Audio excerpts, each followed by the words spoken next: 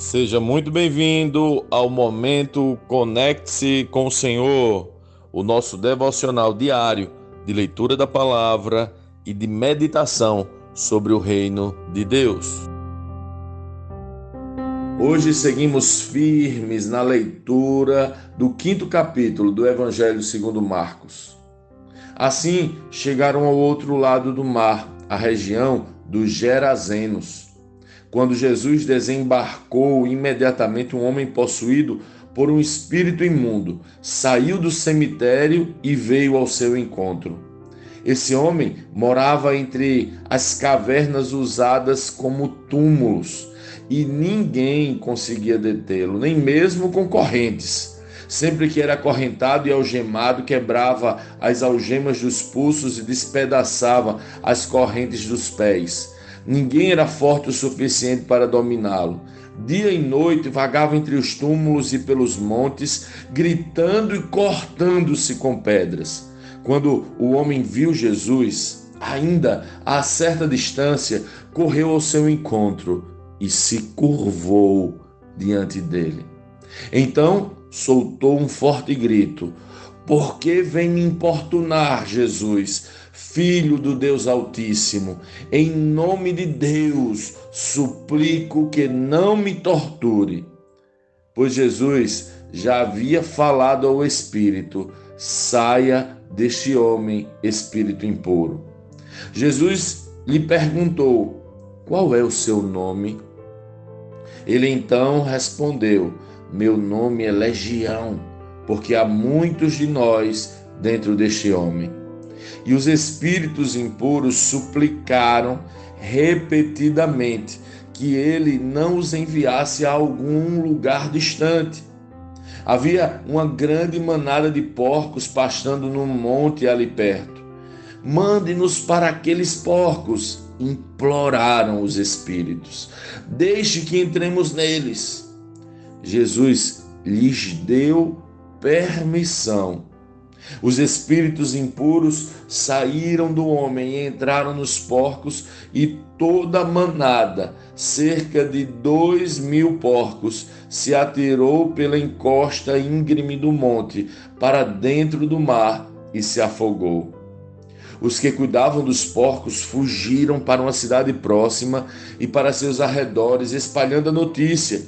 O povo correu para ver o que havia ocorrido, chegaram até onde Jesus estava e viram o homem que tinha sido possuído pela legião de demônios. Estava sentado ali, vestido e em perfeito juízo, e todos tiveram medo. Então, os que presenciaram os acontecimentos contaram aos outros o que havia ocorrido com o homem possuído por demônio e com os porcos. A multidão começou a suplicar que Jesus fosse embora da região. Quando Jesus entrava no barco, o homem que tinha sido possuído por demônios implorou para ir com ele. Jesus, porém, não permitiu e disse: "Volte para a sua casa e para a sua família e conte-lhes tudo o que o Senhor fez por você e como ele foi misericordioso." Então o homem partiu e começou a anunciar pela região das 10 cidades quanto Jesus havia feito por ele, e todos se admiravam do que ele dizia. Jesus entrou novamente no barco e voltou para o outro lado do mar, onde uma grande multidão se juntou ao seu redor na praia. Então chegou um dos líderes da sinagoga local, chamado Jairo. Quando viu Jesus, prostrou-se a seus pés e suplicou repetidas vezes: "Minha filhinha está morrendo. Por favor, venha e ponha as mãos sobre ela. Cure-a para que ela viva." Jesus foi com ele e todo o povo seguiu, apertando-se ao seu redor. No meio da multidão estava uma mulher que havia 12 anos sofria de hemorragia. tinha passado por muitas dificuldades nas mãos de vários médicos e ao longo dos anos gastou tudo o que possuía, sem melhorar. Na verdade, havia piorado. Tendo ouvido falar de Jesus, aproximou-se por trás dele no meio da multidão e tocou em seu manto, pois pensava: se eu apenas tocar em seu manto, serei curada. Naquele mesmo instante, a hemorragia parou e ela sentiu que tinha sido curada da enfermidade. Jesus imediatamente percebeu que dele havia saído poder. Por isso, virou-se para a multidão e perguntou: quem tocou em meu manto? Seus discípulos disseram: veja a multidão que o aperta de todos os lados. Como o Senhor ainda pergunta: quem tocou em mim? Jesus, porém, continuou a olhar ao redor para ver quem havia feito aquilo. Então a mulher, assustada e tremendo pelo que lhe tinha acontecido, veio e, ajoelhando-se diante dele, contou o que havia feito. Jesus lhe disse: filha, sua fé a curou. Vá em paz, seu sofrimento acabou. Então Jesus ainda falava com a mulher.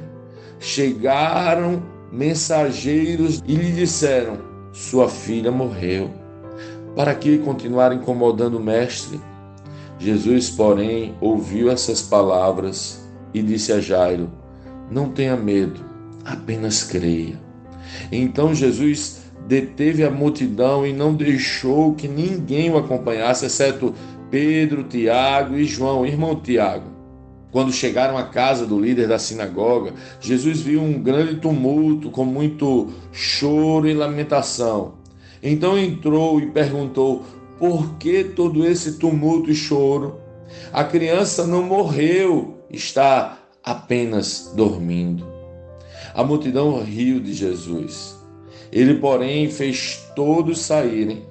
Levou o pai e a mãe da menina e os 3 discípulos para o quarto onde ela estava deitada. Segurando-a pela mão, disse-lhe: Talita cumi, que quer dizer: menina, levante-se. A menina, que tinha 12 anos, levantou-se de imediato e começou a andar. Todos ficaram muito admirados. Jesus deu ordens claras para que não contassem a ninguém o que havia acontecido e depois mandou que dessem alguma coisa para a menina comer.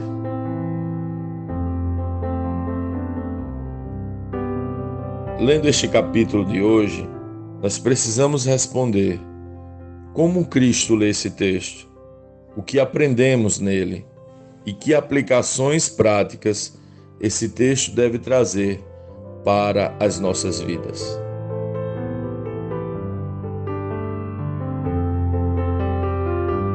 Jesus liberta um homem afligido por espíritos impuros, cura uma mulher que havia 12 anos que sofria de uma enfermidade e ressuscita a filha de um homem muito importante para a religião da época. Quando Jesus liberta o gadareno, houve um prejuízo para as pessoas daquela cidade que não consideraram o bem realizado ao homem que vivia em sepulcros, mas os porcos que haviam sido mortos. Isso sempre nos choca. Eles pediram para Jesus ir embora. Como entender isso? Mandar Jesus embora. Talvez você diga que nunca faria isso, e eu espero sinceramente que assim seja, mas a verdade é que receber Jesus nos transforma e preenche, mas também nos promove algumas perdas. A questão é se para nós as perdas são justificadas, se perdas do caminho para seguir a Jesus são ganhos por estar com Jesus. Para a população de Gadara, uma manada de porcos era mais valiosa do que ter Jesus entre eles. Já para Jairo, que era um homem importante, um grande líder da sinagoga, andar com Jesus, recebê-lo em sua casa e curar, claro, sua filha, era mais importante que seu orgulho e posição. O que é mais importante para você?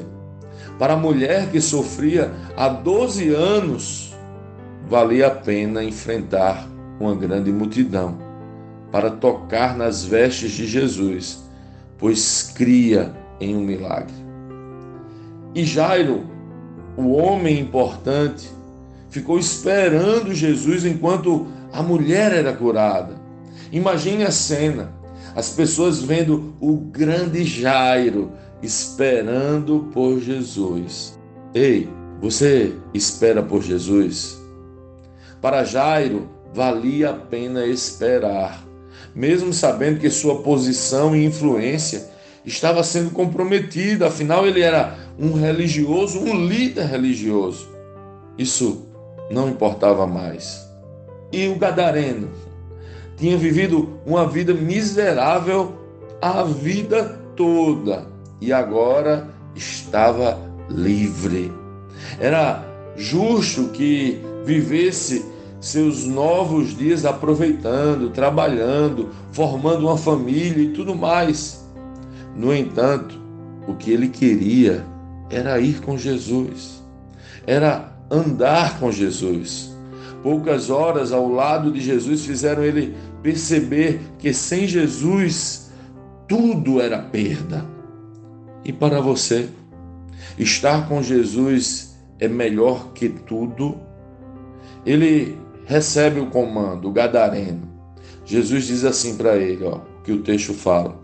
Jesus, porém, não permitiu e disse: volte para sua casa, para sua família, e conte-lhe tudo o que o Senhor fez por você e como ele foi misericordioso. Então o homem partiu e começou a anunciar pela região das 10 cidades quanto Jesus havia feito por ele. E todos se admiravam do que ele dizia. Quem realmente é transformado pela presença de Jesus é enviado para anunciar o seu amor em sua casa e em sua cidade.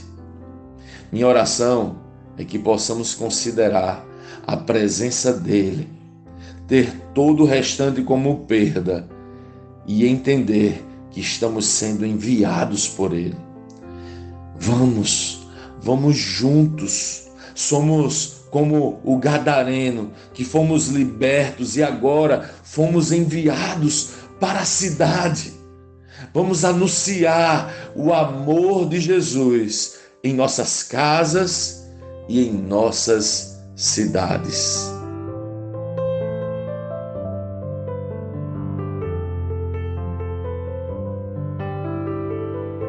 Sim, que bom ter você neste devocional e poder compartilhar o Evangelho. Mas, como sempre dizemos, o texto de hoje e o texto de cada dia tem muito mais para oferecer, muito mesmo. Nosso objetivo aqui é te influenciar a parar um pouco e ler o texto bíblico, pois acreditamos que 5 minutos de vida na palavra podem transformar completamente uma vida. Que Deus te abençoe. Leia, medite, comente, pergunte e adore o Senhor no seu lugar secreto. Conecte-se com o Senhor.